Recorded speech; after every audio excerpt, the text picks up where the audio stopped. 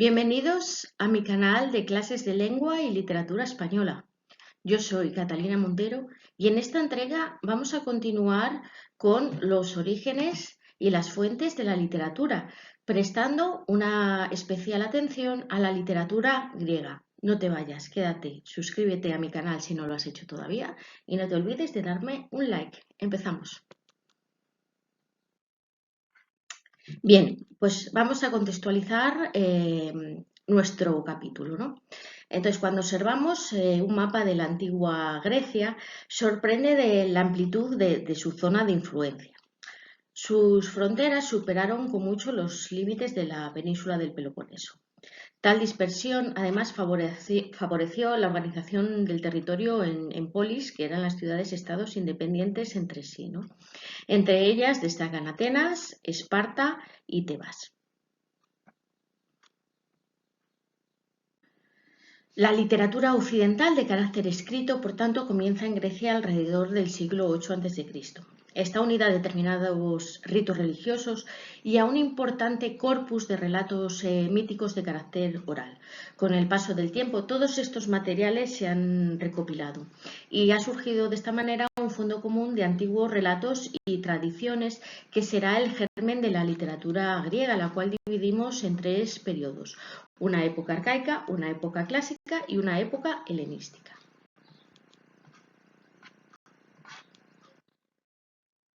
Bien, la épica es el género más antiguo. El término deriva del vocablo epos, que significa narración. La poesía épica, por tanto, es una poesía narrativa que relata las hazañas de héroes del pasado. Y es obra además de un aedo, que es el cantor, ¿no?, que recopila y da forma a los relatos que durante años se adentraron en la memoria colectiva. Entre los rasgos esenciales de esta poesía encontramos que relata las grandes gestas del pasado y además aparece asociada a un héroe que además encarga los valores y los ideales, ¿no?, colectivos de una determinada época. Además, una de sus características es que incorpora, ¿no?, temas mitológicos y utiliza una lengua ya literaria de carácter artificial, ¿no? Utiliza un tipo de verso que se repite a lo largo de toda la obra, es el hexámetro. Y además está formado por la reiteración de un pie rítmico llamado dáctilo, formado por una silla larga y dos breves. Bueno, esta sería la característica del hexámetro. Bien, seguimos adelante. Vale, con Homero, que era un originario de Esmirna, ¿no?, en la costa de Asia Menor, se le atribuyen dos obras cúlmines, ¿no?, de esta épica narrativa, que son la Ilíada y la Odisea. Bien, la Ilíada podría traducirse como la historia de Ilión, ¿no?, que es el nombre que se conoce a la ciudad de Troya por entonces. Ofrece en 24 cantos un episodio del 10º año de la guerra de Troya, ¿no?, cuyo tema central es la cólera de Aquiles, que además esta temática va a ser la que dará unidad a toda su obra.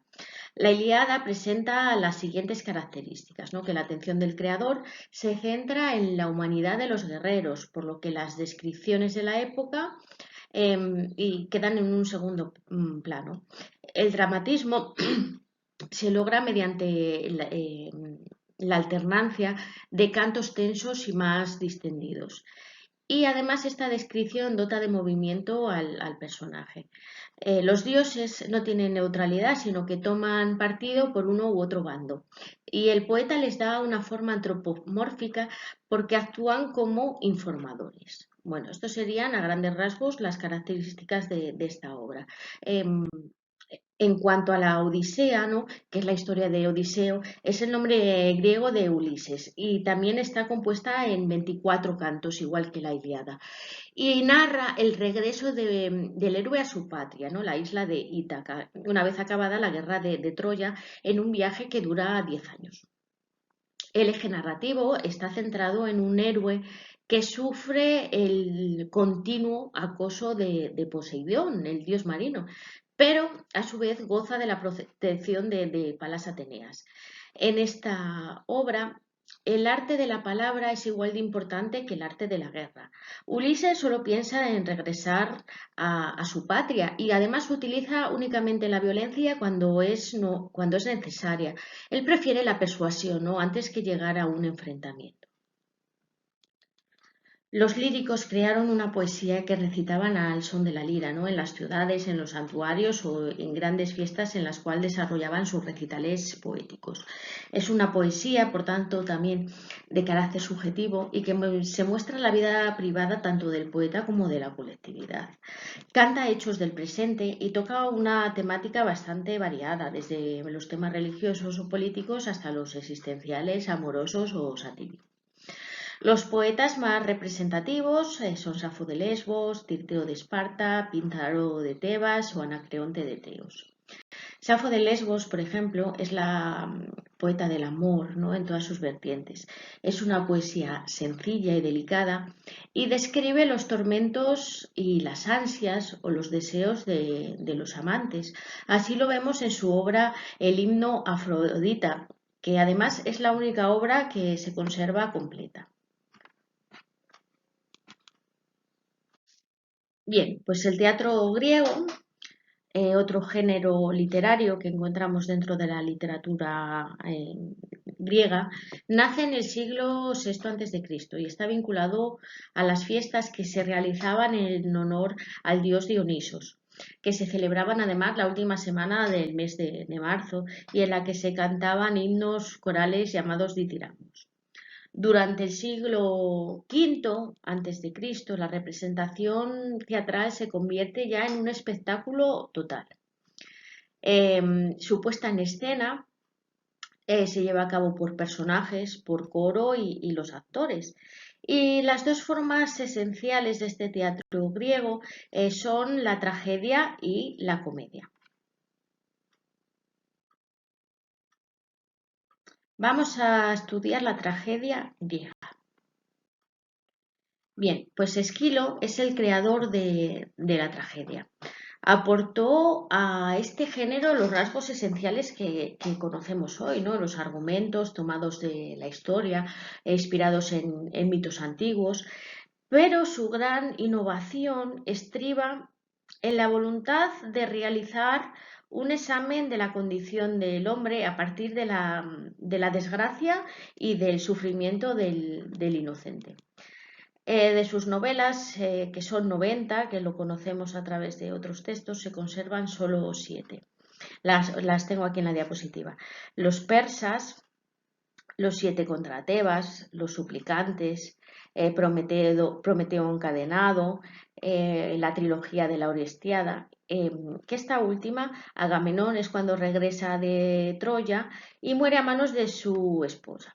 Entonces su hijo Orestes venga a su asesinato matando a su propia madre. Pues por lo tanto la temática ya es bastante trágica.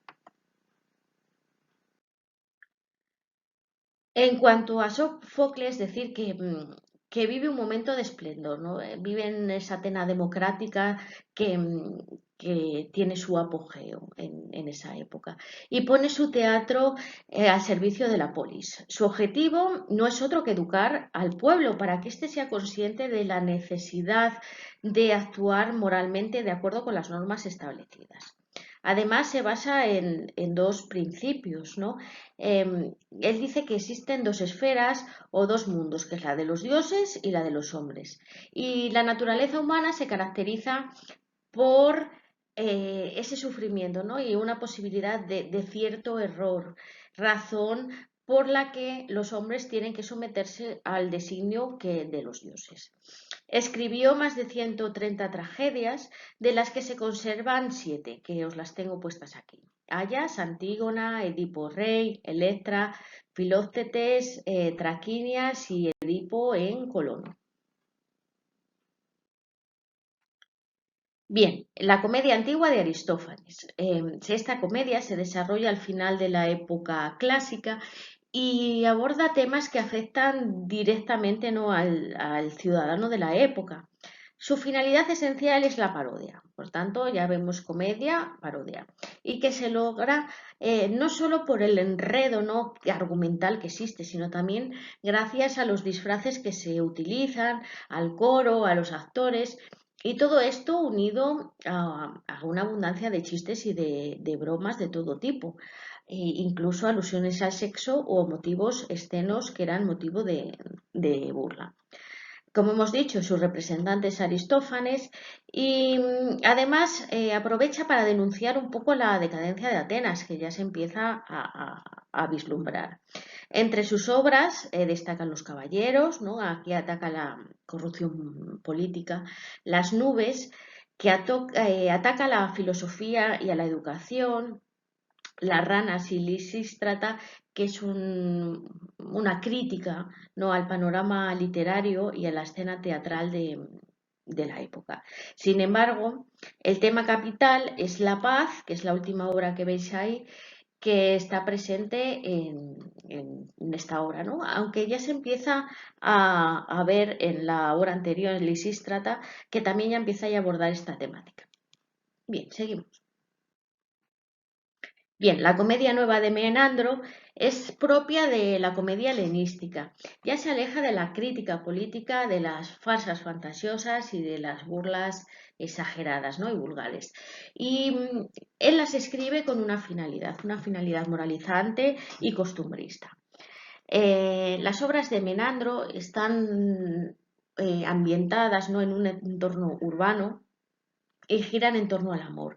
Y existen ya ciertos conflictos, ¿no?, entre padres e hijos, y además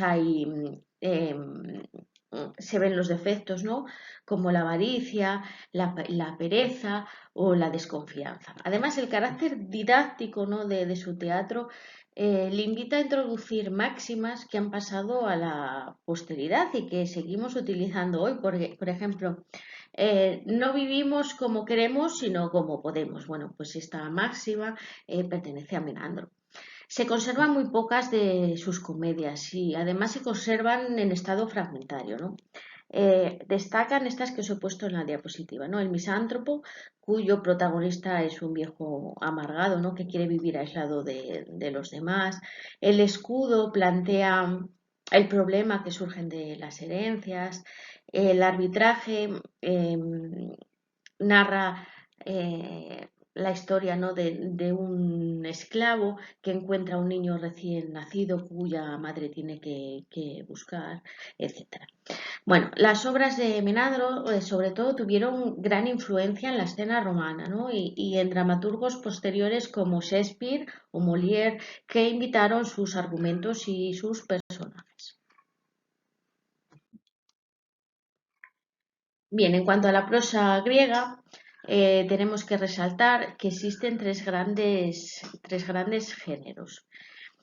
La creación de la fábula, que se le atribuye a Esopo, son relatos breves protagonizados por animales, ¿no?, que están dotados de capacidades humanas, de las que se desprende además una enseñanza moral, ¿no?, que se recoge al final del relato a modo de conclusión.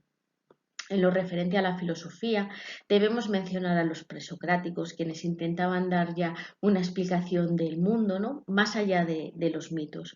Tras ellos encontramos a los sofistas, que dedicaban sus enseñanzas a la adquisición de conocimientos con fines prácticos, y posteriormente, bueno, pues con Sócrates, Platón y Aristóteles, la filosofía griega llega a sus cimas más altas. Bueno, pues hasta aquí el vídeo de hoy. Espero que os haya gustado y no olvidéis darme un like, suscribiros a mi canal y recordaros que en el Facebook existe un grupo con nombre anónimo, Clases de Lengua y Literatura Española, donde además colaboran profesores de todo el mundo. Así que te animo a que te suscribas. Hasta pronto.